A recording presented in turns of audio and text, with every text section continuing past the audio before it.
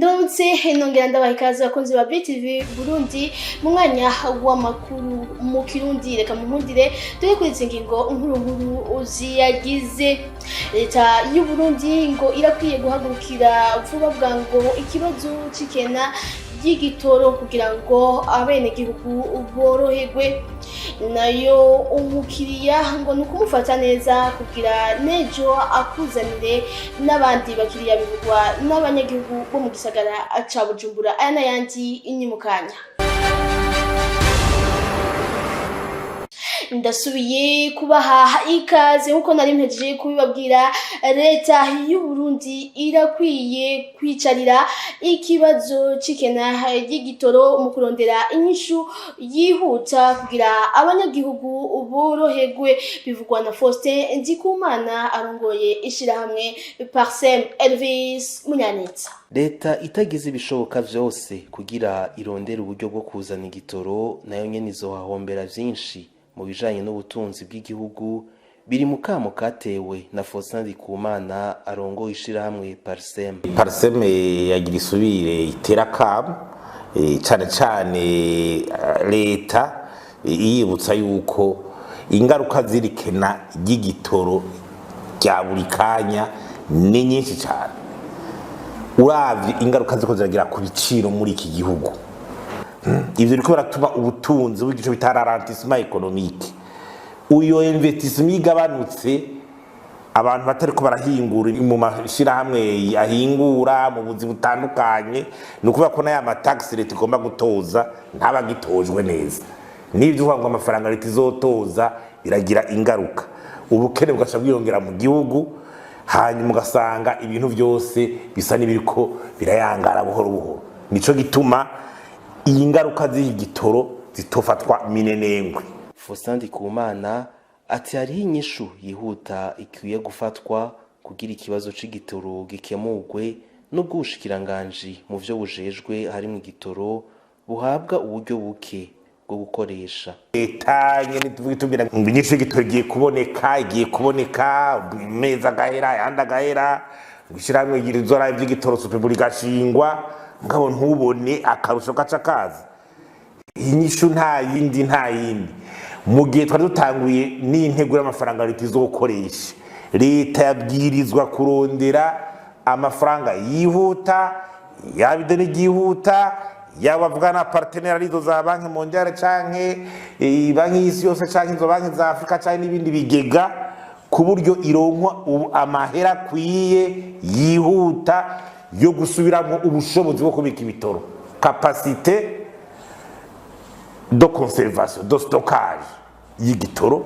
Noneho leta igasigarana n'uburyo bwo guca irangura igitoro gishobora kumara nk'amezi 6 canke 8 canke 9. Ikitwa ko ari projet yihuta no buboneka ko uravye mu mafaranga ubushikiranganji bw'amasoko ntanganguvu n'ubutare buzokoresha, ugasoma neza ijambo kurinda ukarama projet arimwo, haguma ngo jiji murembe haguma ngo kabuseze. Ivyo niyo maprojet gumubona, waraba no muri rusanga amaprojet ariyo nta ni miliyoni 100 z'amadolari zirimwo. Amafaranga ni make cyane, uko rabango Laurence ni mbono yategeza kuba ifite ico bita inventaire ama infrastructure Uburundi bukeneye kugira buze bushikira iyo mbono.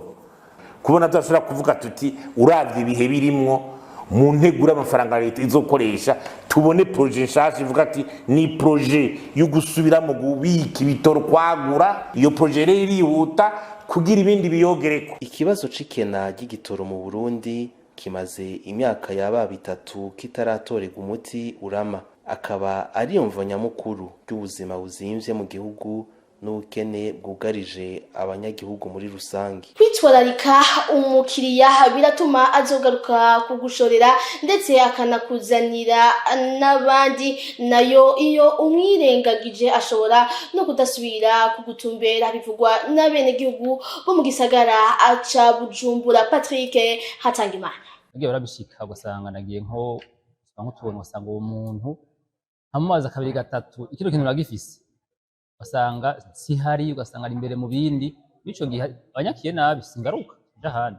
Uragenda nyene babonye ko umengo nta mahera ufise ntibanakwishura. Umukiriya n'umukwe. Ico civugo tugisanga hatari hake mu badandaza aho baba bashatse gusigura agaciro k'umuguzi uko akwiriye kwakirwa agafatwa neza. Ubona ko iyo umwirengagije canke ukamusuzugura umuguzi ntaheza ngo azosubire gutumbera iwawe nk'uko vyemezwa n'uyu mwene gihugu twasanze aho yariko arasumira. Mwe mudandaza ndamusinza byo gura nk'akantu mu ncamake kanyakira nabi umunsi singaruka, ariko iyo nshitse kanyakira neza andamutsagira gutambaza kanganiriza n'ivyo bihe nejo ushobora gusanga biryoshe. Nubwo biruko hariho bamwe mu badandaza bamaze gutahura agaciro k'umukiriya, bashinga intahe ko iyo umuntu yakiriwe neza ategerezwa kugaruka mbere akakuzanira n'abandi bakiriya benshi. Inje turamusanganira hama tukamwereka aho yicara, tukamuha intebe akicara, hanyuma tukamubwira ibinyobwa dufise, tubaza tumudandaza gute, tukamubwira hanyuma tukamuza tumati ngatubigisha amahera imbere, tukamuha amahera tukagenda batora ngaha muri kese tukatumuhereza tumufungurira neza mu fashion, hanyuma bashaka abandi. Umukiriya utegereza kumuryohereza ukamubwira yuko ata bintu vy'amakosa ushobora kumukorera, umukore ibintu bimeze neza nk'ivy'abandi usanzwe tubakorera. Utegereza kumutunganiriza kuca dusavye ico umukiriya aba akeneye, ico turakimutunganiriza neza kugira iki, kugira umukiriya agende aryohewe. Kwirengagiza umukiriya canke umuguzi birakunze kwibonekeza ahatari hake mu bisata bitandukanye, ahenshi bigaterwa no gusamarira mu matelefone ngendanwa, kuba mu kiyago kumwe n'abandi bakozi, kuba uriko wakira abandi bakiriya benshi, canke gusuzugura umukiriya ko atamahera afise yo kugushorera bitewe n'ukugene yaje yambaye. Igiciro c'amakarata simu y'umuhora wa limitere yaraduze ku rugero runini, ikiboneka nuko abadandaza bayo makarata simu aribo baduza ibiciro uko bishakiye, imyidogo akaba ari myinshi ku bene gihugu. Alain Loris Ndongotsi. Iduga ry'ibiciro rimaze igihe rivugwa mu gihugu c'u Burundi ntigerekeye ibifungurwa canke ukwiyunguruza gusa. Abanywanyi b'umuhora wo gutumatumanako w'ishirahamwe limitere canke abipfuza kuwinjiramwo gushasha baridoga ko ibiciro vy'amakarata simu y'uwo muhora vyadugijwe ku rugero runini. Bamwe mu bipfuza kugura izo karata simu bavuga ko ubu ibiciro bisigaye biteye ubwoba. Imvo nyamukuru zitangwa na bamwe mu bene gihugu ngo nuko abarondera izo karata simu ari benshi, nazo izitangwa n'ishirahamwe limitere zikaba zitobakwira. Iyindi mvo ngo nuko muri kino gihe cici haba ingenzi nyinshi zigendera Burundi, bikaba ngombwa ko zikoresha umuhora wo mu gihugu c'u Burundi. Rero abadandaza amakarata simu bagaca bazigurisha ku giciro kiri hejuru. Mu nkuru yanditswe n'ikinyamakuru Iwacu kw'igenekerezo rya mbere Ruhuhuma umwaka wa 2024, ico kinyamakuru catanze akarorero kw'ikarata simu yo mu bwoko bwa Gold yari imenyerewe ku mafaranga 1000, ariko igihe iyo nkuru yandikwa iyo karata simu ikaba ari kigugwa amafaranga 11,800. Nukuvuga ko yadugijwe inshuro zirenga 10. Muri iyo nkuru nyene shirahamwe limitere ryaramenyesha ingene ryadugije ibiciro. Ikarata simu yahora ku mafaranga 1000 yashizwe ku mafaranga 2000, yahora ku mafaranga 5000 yashizwe ku mafaranga 5900, nayo iyahora ku mafaranga 10,000 ishigwa ku mafaranga 10,800. Ariko muri kino gihe ivyo biciro bikaba nkaho umengo vyaribagiwe. Umwe mu badandaza izo karata simu yatumenyesheje ko ishirahamwe limitere riherutse gushinga ibiciro vyo kurangura amakarata simu yaryo, ariko ntiryashinga igiciro abayaranguye bayadandaza ko, bigatuma bayadandaza ku giciro bishakiye. Kuri ivyo vyose twarondeye ubujejwe kumenyekanisha abakuru mu ishirahamwe limitere, ariko ntaco yashimye gushikiriza.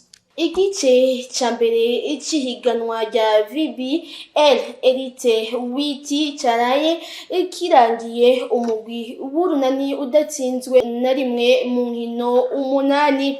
Nayo mu makungu igihugu ca Sudani y'Epfo caraye gitsinze igihugu ca Porto Rico mu nkino za Jeux Olympiques ziriko zibera hariya i Paris mu gihugu c'Ubufaransa umwaka wa 2024. Jules Verne Nakimana. Igice ca mbere c'ihiganwa rya VBL Phase A mu rurimi rw'igifaransa caraye kirangiye umugwi w'urunani uri mu kibanza ca mbere udatsinzwe urukino na rumwe mu nkino zose indwi. Nayo umugwi wa New Star warangije igice ca mbere c'ihiganwa rya VBL uri mu kibanza ca nyuma n'intsinzi imwe gusa mu nkino indwi. Elvis Hakizimana icegera cy'umumenyereza mukuru w'umugwi w'urunani yamenyesheje ko igice ca mbere c'ihiganwa kuri bo cagenze neza ndetse yemeza ko bagiye kubandanya bitegurira neza igice ca kabiri c'izo nkino. Turabimenye aho twavuye aho twatanguriye tukaza turabamenye ku munsi uravye match ya mbere no munsi ngene duhejeje ngira ngo ni ibintu biboneka yuko umugwi uri kuja mu nzira nziza.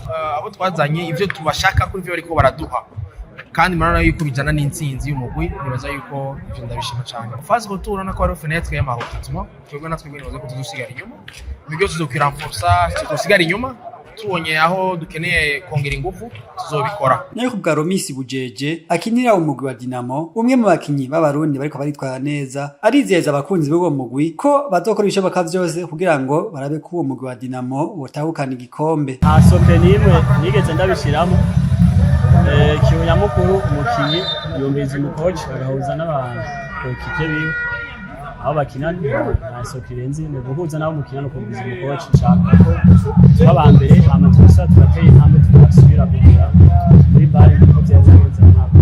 Abakunzi ba Dinamo bitegeye ko dushora kandi dushaka gusubira kuba champion nk'umwaka. Inkino za kabiri Phase retour mu rurimi rw'igifaransa n'ihiganwa rya VBA zizotangura kwigenekerezo rya 10 Nyandagaro uwo mwaka. Mu makungu igihugu ca Sudani y'Epfo caraye gitsinze igihugu ca Puerto Rico mu rukino rwabo rwa mbere mu nkino za Jeux Olympiques ziriko zira mu gihugu c'Ubufaransa i Paris manota 90-79. Ico gihugu rukumbi casirukiye umugabane wa Afrika mu nkino z'amaboko za basketball kiri mu itsinda ritoroshe ko kiri kumwe n'igihugu ca Leta Zunze Ubumwe za Amerika, igihugu ca Serbia hamwe na Puerto Rico. Imbere yuko turangiza n'amakuru yacu uno munsi reka tubanze twumvirize ibihayanishwa. Uburuhuko burageze. Star Times nayo iguriraho ibyiza gusa, inkino z'umupira w'amaguru, amafilime n'ibindi byinshi cyane biryoshe. Ubu ibazaniye shene shasha Dash TV, ibyiza byose by'akataraboneka mubisanga muri Star Times. Muri ayo mashene yose ya Star Times musangamo amadese anime, amashene y'abana aryoheye ijisho. Kubera ibyiza bya Star Times ari umuyoro, ubu kuri decoder DTT uguze amezi 2 ya buke wahora uraba uca wirabira buke yo hejuru yayo amezi 2 nyene, nko kuri buke Nova uca wirabira buke Basique amezi 2. Uguze buke Basique na amezi 2 uca wirabira buke Classique amezi 2 nyene, akabijya rero gakomeye cyane. Uguze buke Super uca wongerwa iminsi 10. Ewe Star Times sivyo gusa, no kuri decoder DTH uguze amezi 2 ya buke wahora uraba nk'akarorero buke Nova uca wirabira buke Basique amezi 2 nyene. Uguze amezi 2 naho ya buke Basique uca wirabira buke Classique amezi 2. Uguze buke Classique naho uca wongerwa iminsi 10. Eka no kubanywanyi bashasha ya madekodere ya DTT na DTH arahari mu maduka yose ya Star Times. Star Times. Reka tutandukire n'amakuru avugwa mu makungu dushikirizwa na Irambona Brenda Kelly Deborah. Kuri uyu wa gatatu abaserukira abakozi bo mu ihinguriro rya Samsung baratangaje ko bongereje ikiringo c'ihagarikwa ry'akazi. Iryo hagarikwa ry'akazi rikaba ryari ritegekanywa imisi 3.